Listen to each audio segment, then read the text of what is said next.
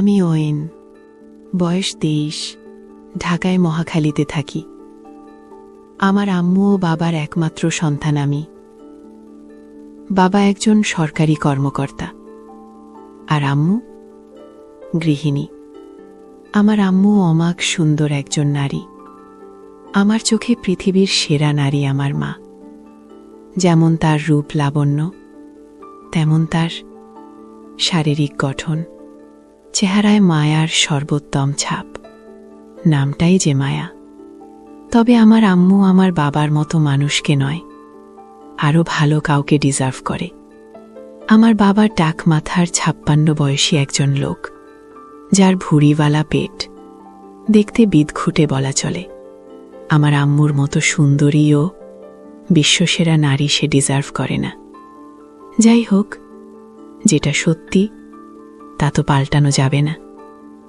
এবার আসি আমার পরিবারের সবচেয়ে বড় টুইস্ট নিয়ে। আমার পরিবারে আমি, বাবা, আম্মু বাদেও আরও একজন আছে, আমার ছোট মা। আসলে এটাই সবচেয়ে মারাত্মক একটা বিষয় আমার পরিবারে। আমার বাবা 2টো বিয়ে করেছে। আমার আম্মু হলো প্রথম স্ত্রী এবং ছোট মা দ্বিতীয়। এবং আরও অবাক করা বিষয় হল, আমার ছোট মা আমার আম্মুর আপন বোন। সবাই হয়তো ভাববেন এটা কি করে সম্ভব, কিন্তু এটাই বাস্তবতা। আমার নানা নানি মারা যাওয়ার পর আম্মু ছোট মাকে নিজের কাছে নিয়ে আসে। কিন্তু কিছুদিন পরেই হঠাৎ বাবা একদিন আম্মুকে বলে তার ছোট মাকে পছন্দ। তাজ্জবের বিষয় হল, আম্মু এক ফোঁটাও কষ্ট পায়নি কিংবা বাবাকে পাল্টা কিছু বলেও নি। উল্টো নিজেই ছোট মাকে তার সতিল করে নিয়েছে। এলাকা জুড়ে নাকি ব্যাপক চাঞ্চল্য সৃষ্টি হয়েছিল তখন। আমি তখন 4-5 বছরের শিশু। এখন আসি ছোট মার রূপে। 2 বোন শুধু চেহারায় ভিন্ন, নজেদ সবই একই রকম। শুধু আম্মু 5 ফুট 7 আর ছোট মা 5 ফুট 5, 2 ইঞ্চি খাট। তাছাড়া কেউ আলাদা করতেই পারবে না তাদের। এখন আসি আমার তাদের প্রতি এত আগ্রহ কিভাবে এলো।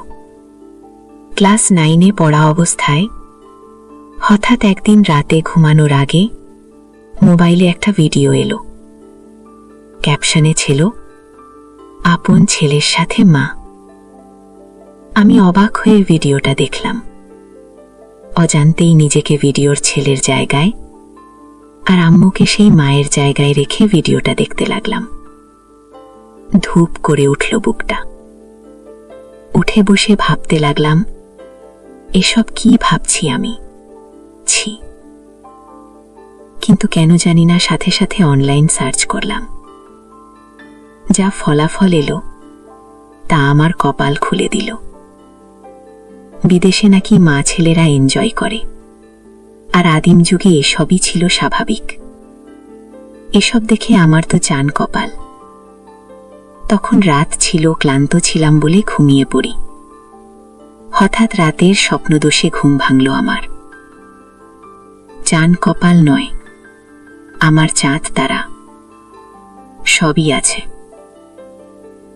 আমার যে আর একটা মাও আছে তা তো ভুলেই গেছিলাম। একসাথে 2টো মা।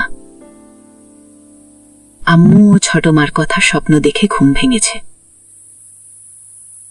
সারা রাত ঘুমাতে পারলাম না। সেদিন থেকেই আম্মু ও ছোট মার প্রতি ভালোবাসার জন্ম। লুকিয়ে লুকিয়ে তাদের দেখতাম, কিন্তু জানি এসব বিদেশেই সম্ভব, বাংলাদেশে নয়। শুধু দেখেই শান্তি। আমি বললে তো আর বিদেশি মায়ের মতো আমার মা আমার সাথে এনজয় করবে না, তাই তাদের লুকিয়ে দেখেই চলেছি। তো এরই মাঝে একদিন ভার্সিটি থেকে বাসায় এসে কি খাবার দিতে বলতে ছোট মার রুমে গেলাম। গিয়ে অপ্রস্তুত হয়ে পড়লাম দুজনেই। আম্মার শাড়ি পরছিল, আমি তো প্যাতা হয়ে দাঁড়িয়ে গেলাম ছোট মার দিকে তাকিয়ে। যদিও এটাই আমার জন্য প্রাপ্য ও চাহিদা, কিন্তু এভাবে সামনাসামনি দেখাটা স্বাভাবিক নয়।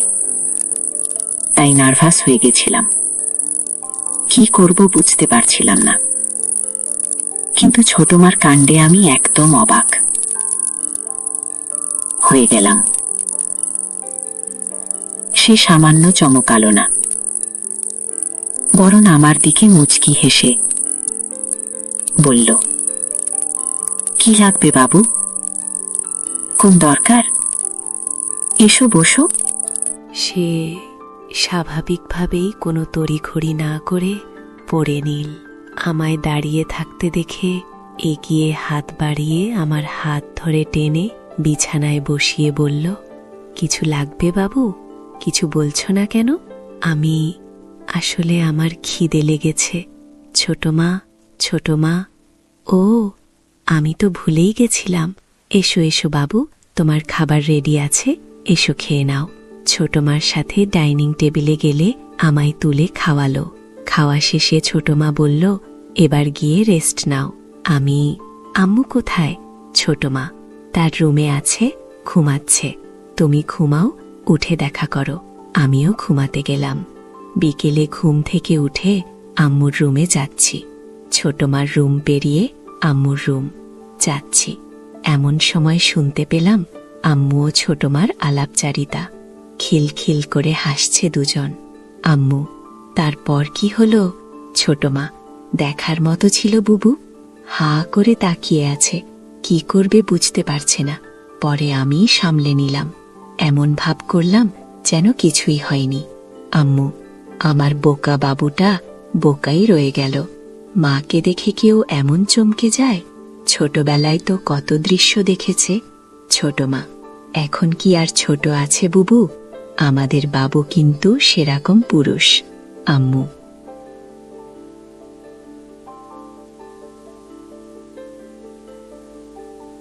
হ্যাঁ রে, ঠিকই বলেছিস, কিন্তু আমার বড্ড ভয় হয় রে। ছোট মা, কেন? ভয় কি স্যার? আম্মু, এই বয়সের ছেলেরা নিজের ক্ষতি করে বসে, আর কোনো বাইরের মেয়ের পাল্লায় পড়লে তো সব শেষ। ছোট মা, কি করা যায় বলতো? আম্মু, একটা বিষয় ভাবছি। কয়েক মুহূর্ত নীরবতায়ের পর হঠাৎ বলতে শুরু করে, ছোট মা, পারবো না কেন? আমাদের বুকের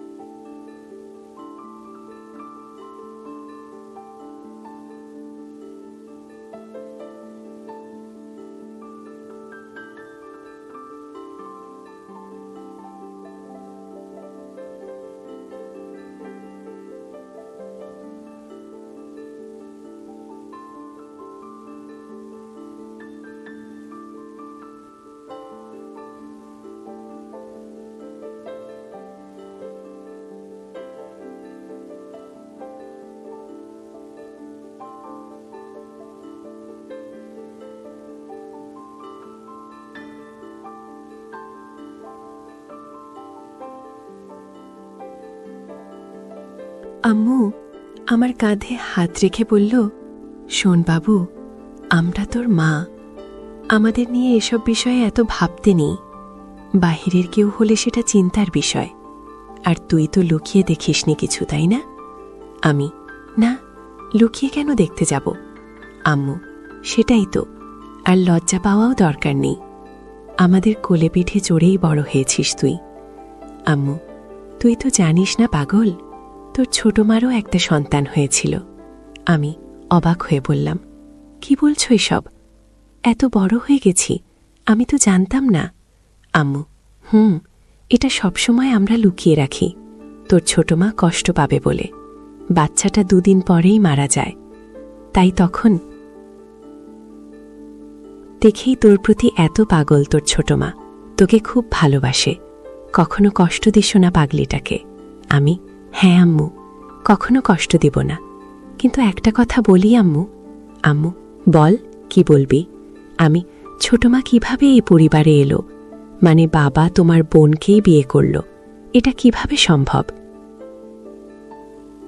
আম্মু, তা অনেক কাহিনী আছে বাবু, তুই বুঝবি না, আস্তে আস্তে সব জানতে পারবি, সময় হলেই বলবো আমি। আচ্ছা আম্মু, এমন সময় ছোট মার আগমন। চা নাস্তা করতে করতে খুব গল্প করছি আমরা। 3-4 দিন পরে একদিন সকালে উঠে বাথরুমে ঢুকি তাড়াহুড়ো করে। ঢুকেই তো হয়ে যায় আবার ছোট মার সামনাসামনি। এবার মাথায় চক্কর দেওয়ার মতো দশা। হঠাৎ দেখায় দুজনেই চিৎকার দিয়ে উঠি। ও দৌড়ে, আমি বেরিয়ে আসি। সাথে সাথে আম্মু হাজির। আম্মু, কি হয়েছে, কি হয়েছে? এদিকে ছোট মা বেরিয়ে এলো বাথরুম থেকে, ওই অবস্থায়। আম্মু ও ছোট মার আমার সামনে এই অবস্থার জন্য সামান্য চিন্তিত নন। ছোট মা হাসতে হাসতে বলল, বাবু ভয় পেয়ে গেছে আমার সাথে, হঠাৎ করে ঢুকে পড়ায়। আমি চমকে যাই। আমার চিৎকারে বাবুও চিৎকার।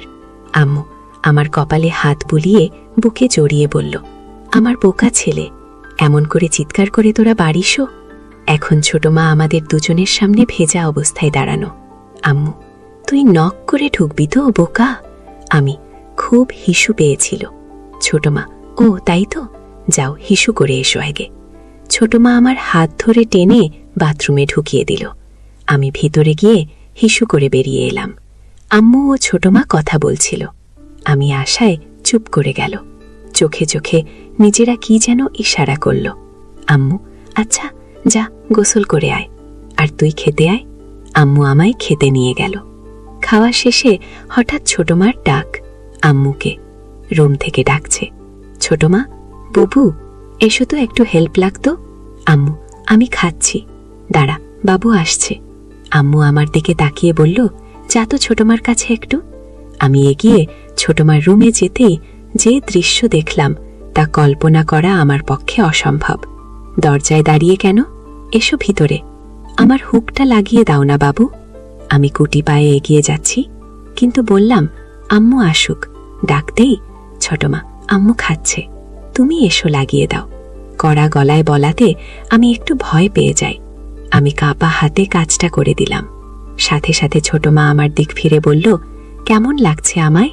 আমি ভেবলা হয়ে তাকিয়ে আছি তার মুখের দিকে।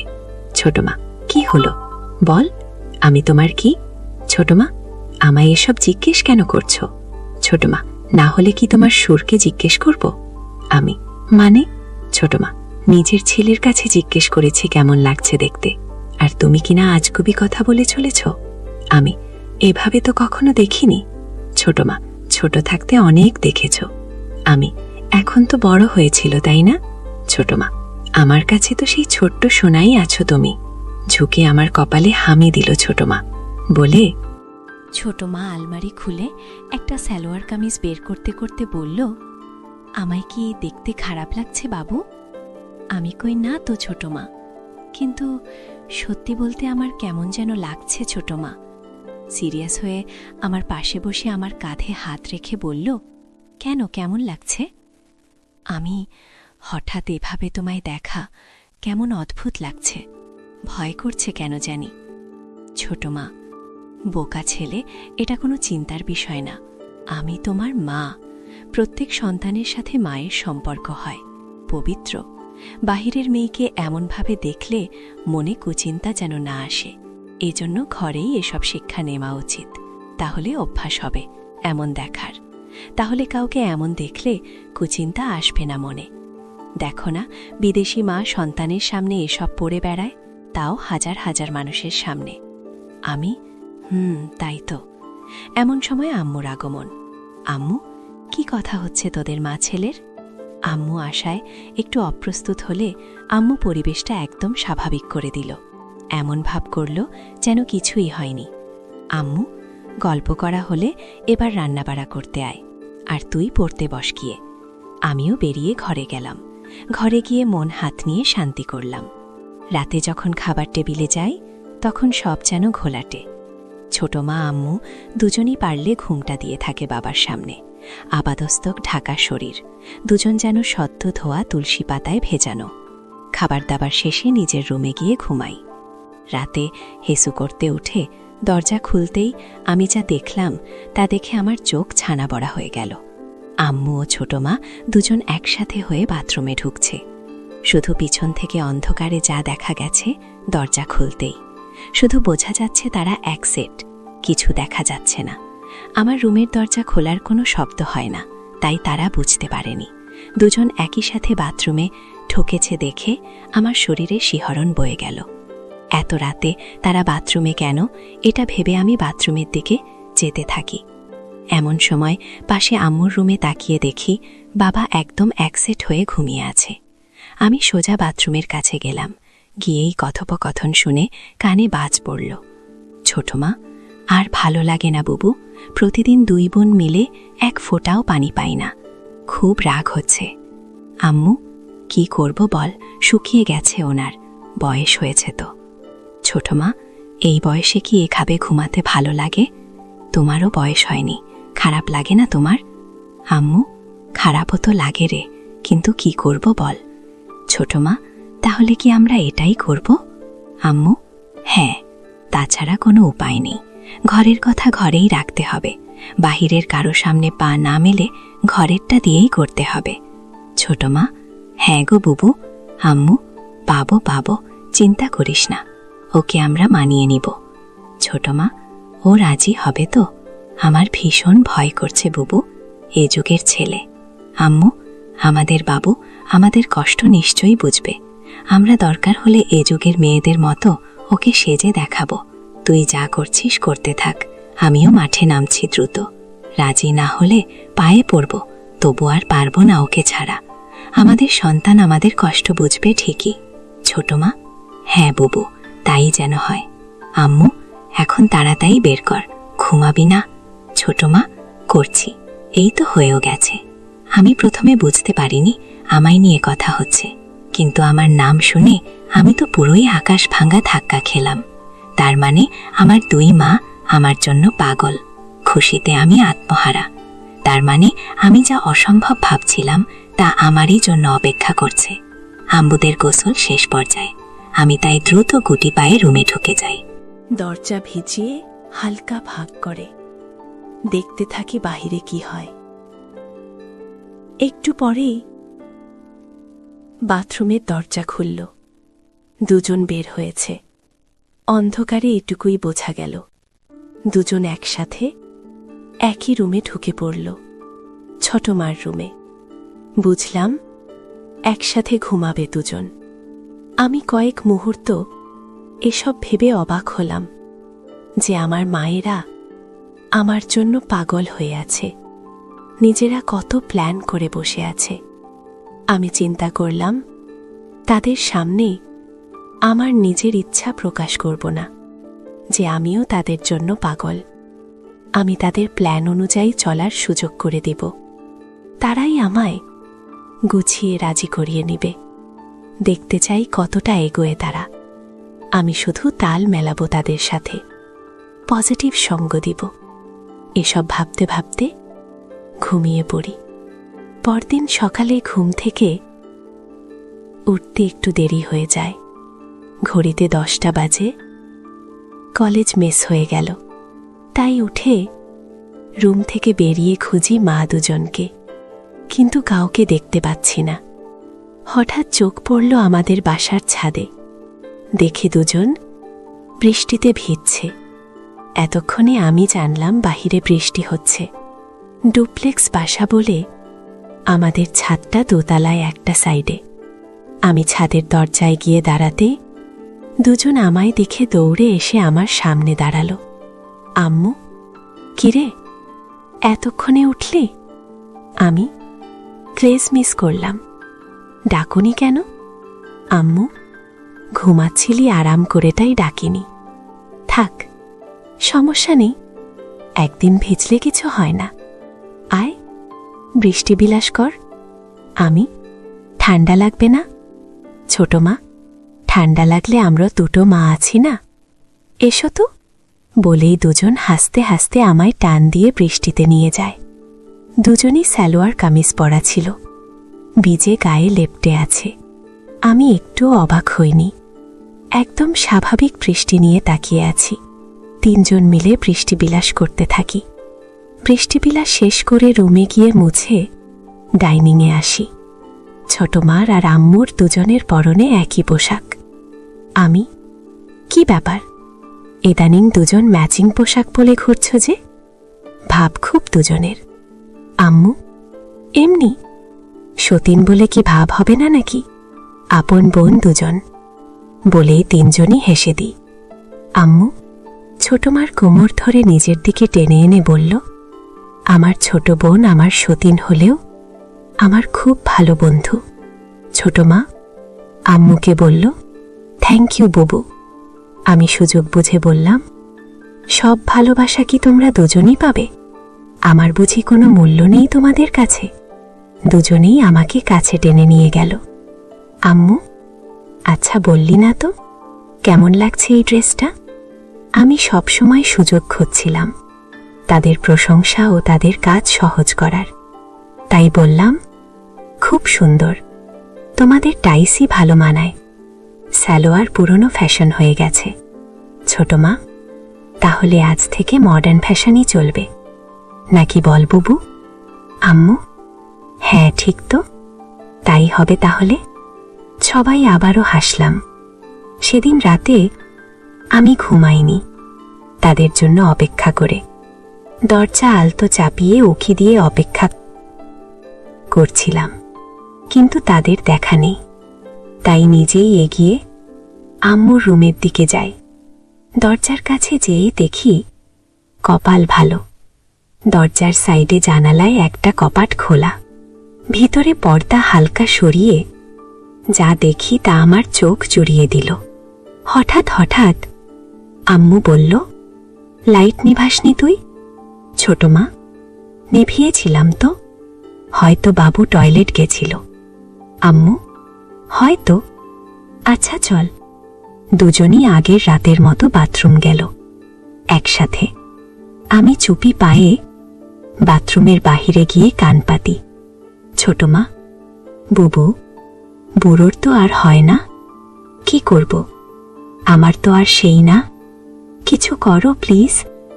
আম্মু, আচ্ছা কাল আর একটু বাড়াতে হবে আমাদের পদক্ষেপ। ছোট মা, ঠিক আছে বুবু, আমি শুরু করব, তুমি জয়েন করো। আম্মু, আচ্ছা। গোসল শেষে আজ দুজন বেরিয়ে রুমে গেল। পরদিন সকালে উঠে ডাইনিংয়ে এগিয়ে আম্মুকে ডাকলে। আম্মু রুমের ভিতর থেকে ডাকল তার কাছে যেতে। আমি ভিতরে ঢুকে দেখি আম্মু বিছানায় উপুর হয়ে শুয়ে আছে। আমি চমকে যাবার ভান করে বললাম, আমি পরে আসছি। আম্মু, দাঁড়া, এদিকে আয়। আমি গিয়ে পাশে বসলে, আম্মু, কি হলো, যাচ্ছিস কেন? তুমি তো এগুলো পরে আছো, আমিই তো বাসায়, কি এগুলো পরে থাকা যায় না? আমি যাই। কিন্তু আম্মু, কোনো কিন্তু না, এমন চিন্তা করবি না, আমি না তোর মা? আমি আচ্ছা আম্মু, একটা কথা বলি। আম্মু, বল, তোকে কি না বলেছি? আমি, আচ্ছা, সন্তানের সাথে বাবা মার এত সূক্ষ্মতা কিভাবে হয় আম্মু? আমায় কাছে টেনে গা ঘেঁষে বসালো, আমার হাতে হাত রেখে গল্প করতে শুরু। আম্মু যেন এমন কিছুর জন্য অধীর অপেক্ষা করছিল, কারণ এতে আমাদের খোলামেলা কথা হবে। আম্মু, শোন, তাহলে সন্তানের সাথে বাবা মার সূক্ষ্মতা, কারণ তাদের দ্বারাই সন্তানের জন্ম। আমি বুঝেছি, আচ্ছা আমি যাই। আম্মু আমার হাত ধরে থামিয়ে বলল, বসো না একটু, তোর ছোট মা এখনই চলে আসবে, ছাদে কাপড় নাড়তে গেছে। এরই মধ্যে ছোট মা আমায় অবাক করে দিয়ে হাজির রুমে। আমি দুজনের দিকে বারবার তাকিয়ে বললাম, এগুলো কি হচ্ছে? হঠাৎ তোমরা এমন সাজে কেন? ছোট মা, কেন দেখতে খারাপ লাগে? আমি, না, দেখতে খারাপ কেন লাগবে? তোমরা আমার দেখার সবচেয়ে সুন্দরী নারী। একথা শুনেই দুজন দুজনের দিকে অবাক চোখে তাকিয়ে দুজনই তড়িঘড়ি করে আমার সামনে বসে অধীর আগ্রহী হয়ে বলল, মানে আমরা তোর কাছে কেমন সুন্দর? আমি কেমন আবার? তোমরা আমার মা, মায়েরা পৃথিবীর সবচেয়ে সুন্দর হয়। আম্মু, সত্যি তোর গার্লফ্রেন্ড থেকেও সুন্দর। আমি লজ্জা পেয়ে বললাম, ধুর ছোট মা, বলো না বাবু, বলো। আমার তো কোনো গার্লফ্রেন্ড নেই, তবে থাকলে তার চেয়ে সুন্দর তোমরাই। দুজনই আবার হাঁ হয়ে গেল। আম্মু, তোর গার্লফ্রেন্ড নেই? কি বলছিস এসব? এ যুগে এসে তোর কোনো গার্লফ্রেন্ড নেই? আমি না তো কেন? দুজনই মাথায় হাত দিয়ে বিস্ময় ও আফসোস করল। আম্মু, আমার ছেলেটা এখনো ব্যাকডেটেড আর বোকাই রয়ে গেল। এই জামানায় তোর জায়গায় আমি থাকলে দিনে 4টা গার্লফ্রেন্ড থাকতো আলাদা সময়ে, আর তুই কি না? আমি আচ্ছা, তোমরা থাকতে আমার গার্লফ্রেন্ড কেন লাগবে বলো তো? গার্লফ্রেন্ড হলো মনের সব কথা, ভালো মন্দ শেয়ার করা, ভালো সময় কাটানো, সুখ দুঃখ ভাগ করা, একসঙ্গে থাকা, যার সব কিছুই তোমরা আমায় দিচ্ছ। তো কেন বাইরের কোনো মেয়ের সাথে সম্পর্ক করতে যাব? তাছাড়া তোমরা কি আমায় ভালোবাসো না? আমি তো শুধু তোমাদের ভালোবাসি। দুজন হতবাক আমার কথায়। আমার চেষ্টা ছিল দুজনকে ইমোশনাল করে তোলা, আমার কথা যেন আমার প্রতি আকৃষ্ট হয়, কিন্তু যেন আমার কথাকে সরল মনের মনে করে এমন ভাব করে বললাম। দুজন আমার কথায় ঘায়েলও হলো, অবাক হয়ে তাকিয়ে আছে আমার দিকে। হঠাৎ ছোট মা বলল, তুমি আমাদের এত ভালোবাসো? আমি নয়তো কাকে ভালোবাসবো বল? দুজনেই আমায় জড়িয়ে ধরে কেঁদে দিল। আমি কি হয়েছে তোমাদের, কাঁদছো কেন? আম্মু বলল, কিছু না, সন্তানের ভালোবাসা সব মায়ের ভাগ্য হয় না, তাই খুশিতে চোখে পানি এসে গেছে বলে দুজন মিলে আমার জামা খুলে দিতে লাগলো। আমি এটা কি করছো? আম্মু, আমরা দুজন এভাবে আছি, তুই এমন থাকলে কি ম্যাচিং হয় বল? আমি আচ্ছা তাহলে ঠিক আছে ছোট মা, কিন্তু বাবা যেন জানতে না পারে এসব। আমি কেন? বাবা কি বাইরের কেউ নাকি? আম্মু বাবা বাইরের, আমাদের 3 জনের সব শুধু আমাদের। আমি আচ্ছা ঠিক আছে, আমি আর বেশি ধানাই পানাই করলাম না। 2 মাকে নিয়ে শুরু করে দিলাম দুনিয়ার সেই নিষিদ্ধ খেলা।